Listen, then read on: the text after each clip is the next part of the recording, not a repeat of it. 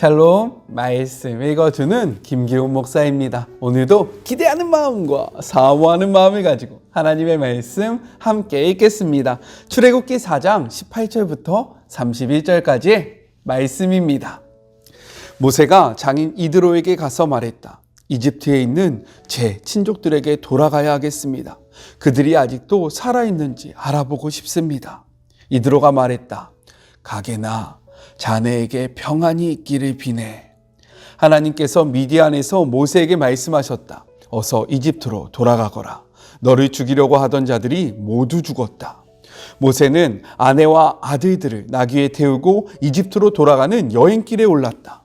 그는 하나님의 지팡이를 힘껏 쥐고 있었다. 하나님께서 모세에게 말씀하셨다. 이집트로 돌아가거든 너는 내가 너를 통해 행할 모든 이적을 바로 앞에서 행하여라. 그러나 나는 그를 고집불통이 되게 하여 백성을 내보내지 않게 하겠다. 그러면 너는 바로에게 이렇게 말하여라. 하나님의 메시지다. 이스라엘은 나의 아들, 나의 맏아들이다. 내가 내게 내 아들을 놓아주어 나를 섬기게 하여라 하고 말했다. 그러나 너는 내 아들을 놓아주려고 하지 않았다. 그래서 이제 내가 내 아들, 내 맏아들을 죽이겠다. 그들이 이집트로 돌아가다가 밤에 야영을 하는데 하나님께서 모세를 만나셔서 그를 죽이려고 하셨다. 십보라가 부싯돌 칼을 가져다가 아들의 표피를 자르고 그것을 모세의 몸에 갖다 대며 말했다. 당신은 내게 피난편입니다. 그러자 하나님께서 그를 놓아주셨다. 십보라가 피난편이라는 표현을 쓴 것은 할례 때문이었다. 하나님께서 아론에게 말씀하셨다. 광야로 가서 모세를 만나거라.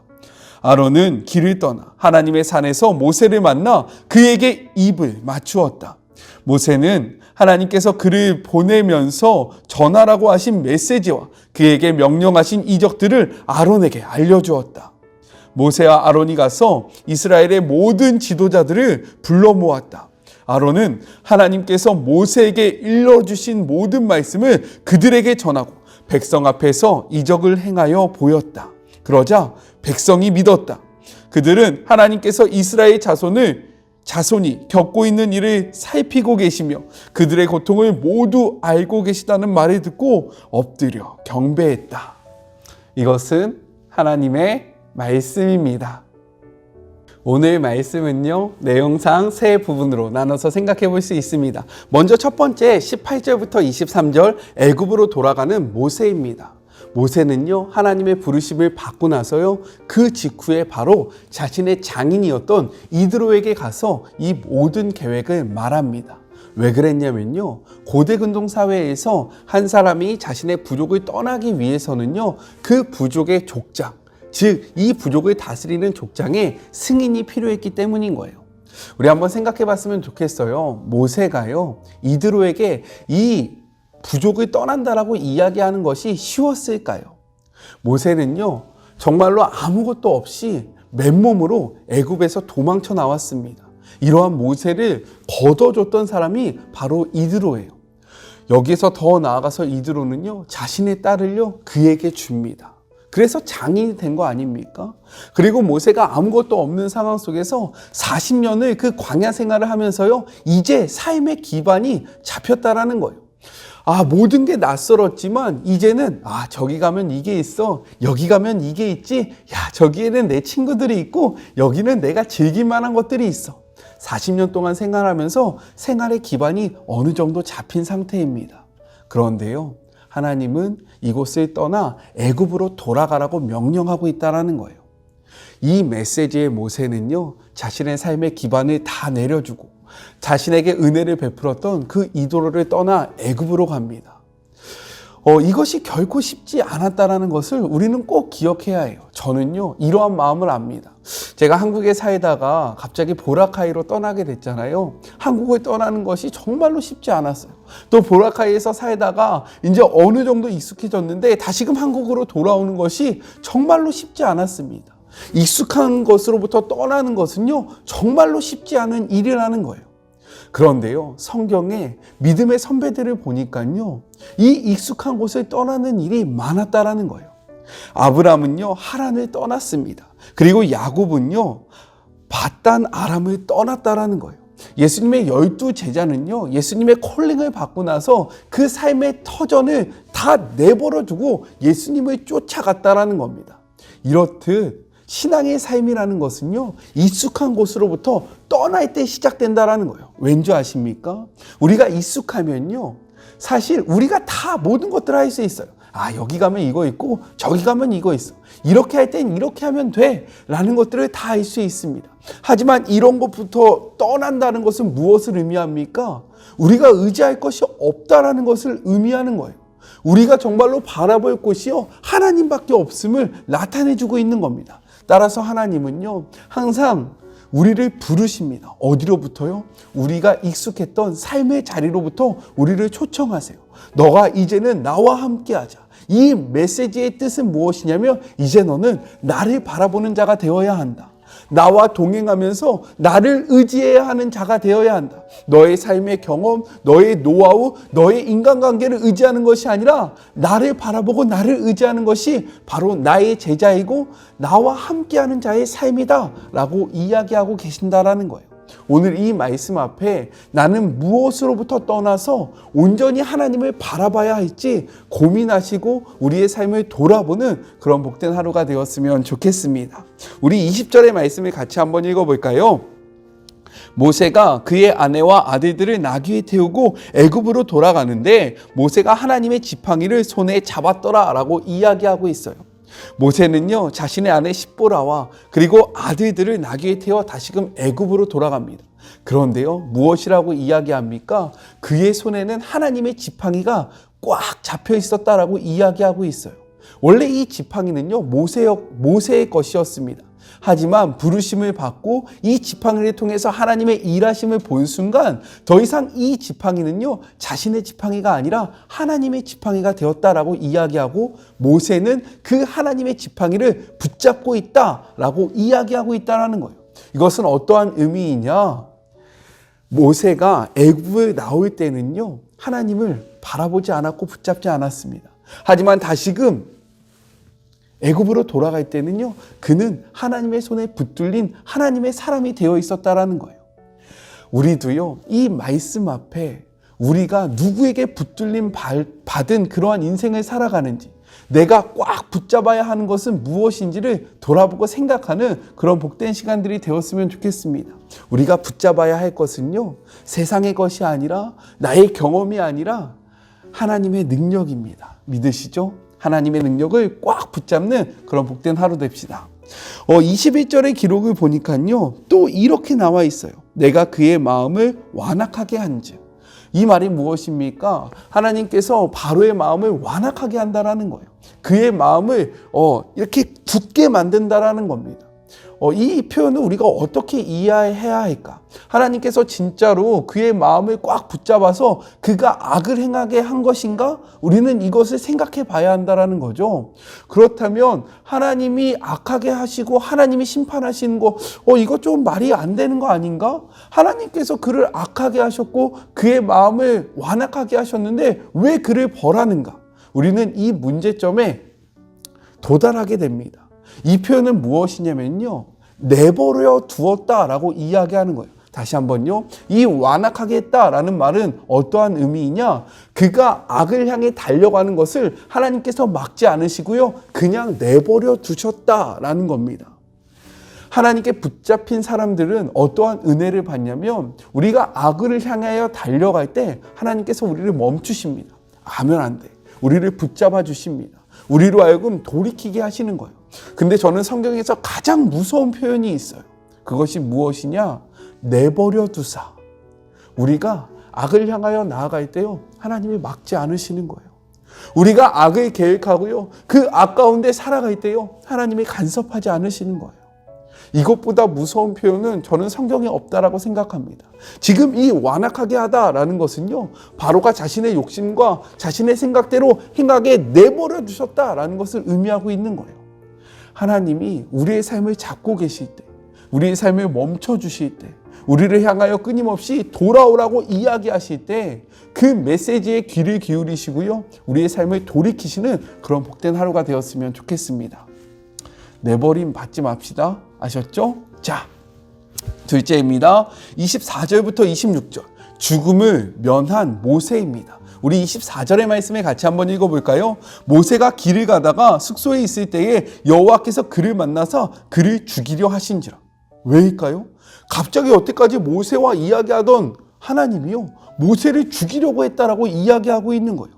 24절을 보면요, 이해가 되지 않습니다. 그런데 25절과 26절을 보면 하나님께서 왜 모세를 죽이려고 했는지 그 이유를 알 수 있어요. 그것은 무엇이냐? 모세가요, 하나님의 자녀들이 마땅히 해야 하는 할례를 행하지 않았기 때문에, 자신들의 아들들에게 할례를 행하지 않았기 때문에 이것에 하나님께서 진노하사 그를 죽이려고 했다라는 거예요.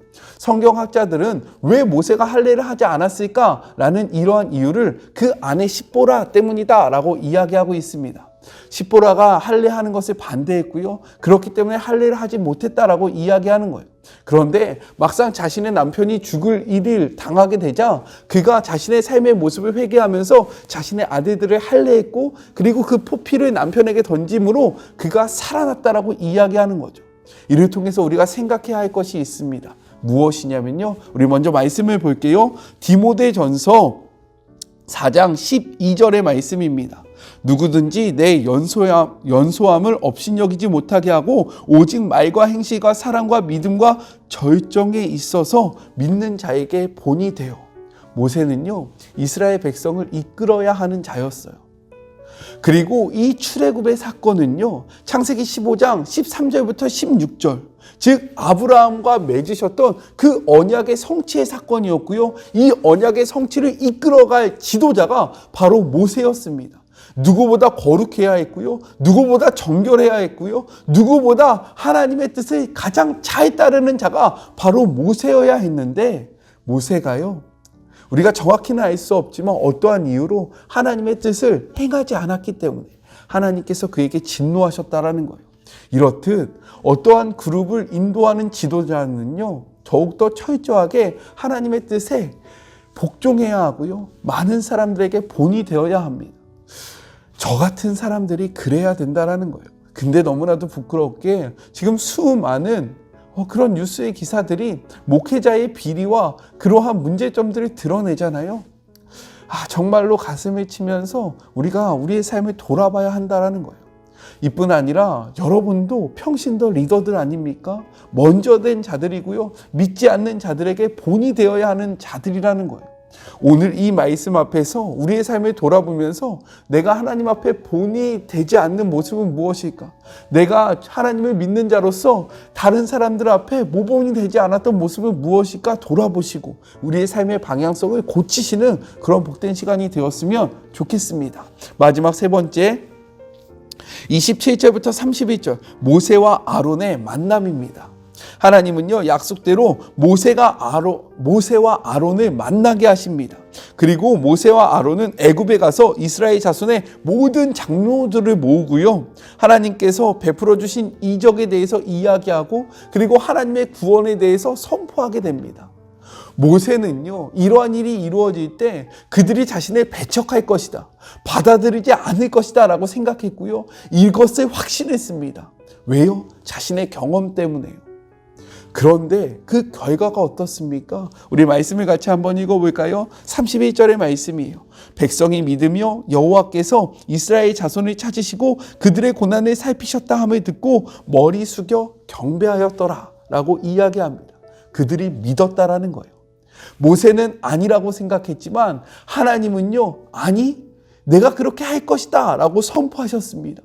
그런데 모세가 자신의 뜻을 내려놓고 하나님의 뜻을 쫓아가니까요, 어떠한 결과가 이루어졌습니까? 하나님이 선포하신 그대로 모든 일들이 이루어졌다라는 거예요.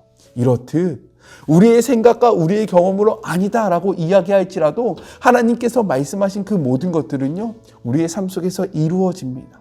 믿으십니까? 왜요? 우리보다 완전하시고 우리의 지혜로움보다 하나님의 미련하심이 더욱더 크시기 때문에 하나님의 뜻은요, 반드시 이루어질 수밖에 없는 거예요. 그렇기에 하나님의 뜻 앞에 우리의 욕심과 우리의 경험과 우리의 생각들을 내려놓는, 그리함으로 하나님의 뜻을 쫓아가는 그런 복된 하루가 되셨으면 좋겠습니다.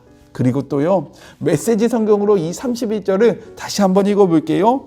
그들은 하나님께서 이스라엘 자손이 겪고 있는 일들을 살피시고 계시며 그들의 고통을 모두 알고 계시다는 말을 듣고 엎드려 경배했다. 여기서 제가 하고 싶은 말이 무엇이냐면요, 하나님이 우리의 삶을 다 알고 계시고 하나님이 우리의 삶을 다 살피고 계시고 하나님께서 우리와 함께하고 계신다라는 거예요. 혹시 혼자라고 생각되어지는 그러한 주의 자녀들 계십니까? 앞이 보이지 않는 상황 속에 있는 우리 사랑하는 주의 자녀들이 있어요. 하나님이 그 상황 가운데 함께하고 계시고요, 우리의 상황을 보고 계시고요, 그 가운데 우리와 함께하고 계십니다. 이 말씀을 아멘으로 받으시고 위로를 얻으시고 힘을 얻는, 용기를 다시금 내는 그런 복된 하루가 되었으면 좋겠어요. 우리 같이 기도할까요? 하나님 감사합니다.